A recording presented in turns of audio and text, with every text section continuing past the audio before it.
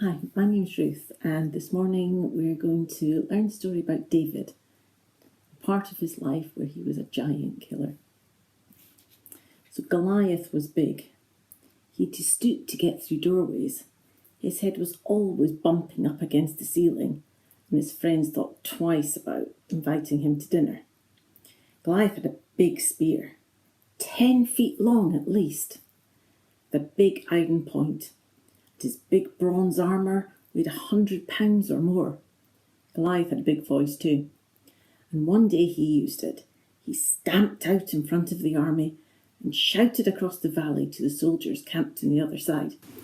"I am Goliath," he bellowed, "and I dare any of you to come and fight me. Win the fight and we will be your slaves. Lose and you will work for us." David was little, just a boy really, who looked after the sheep.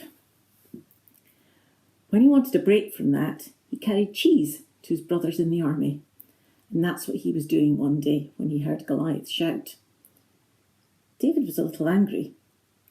"Who does that giant think he is?" huffed David. "Doesn't he know that the Lord God himself watches over us? Why, with God's help, even I could beat that bully." So David took a little walk. He went to see the king. "I want to fight the giant," he announced. And the king almost fell off his throne. "But you're so little," said the king, "and he is so big." "A lion is big," answered David, "and so's a bear. But when they came after my sheep, the Lord God helped me face them and fight them off. He'll do the same with this giant." "All right," the king agreed. "But at least let me lend you my armour." The armour was big, too big, and so heavy David could hardly move. So he gave it back, and he picked up just 5 little stones, and a sling, and his trusty shepherd staff.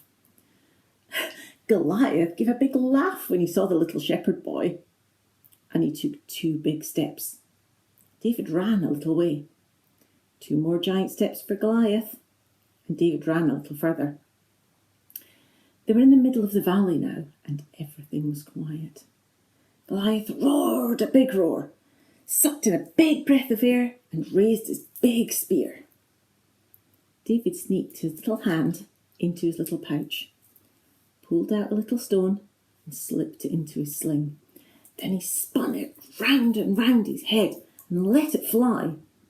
And before the giant could say another word, the stone struck him on the head, and he fell with a big thud to the ground. David's side shouted a big hooray. Goliath's side whispered, "Uh-oh." And from then on, some pretty big things happened in this little shepherd boy. He was given a king's reward. He was promised the hand of the king's daughter, and one day he became king himself. The very best king God's people ever had. And it just shows it doesn't matter how little we are, or even if we're big but sometimes feel a bit little. If we've got God with us, we can do anything at all. Just remember when we have things to do to ask God to help us and be with us. And he will. And he'll help us do anything that we need to do.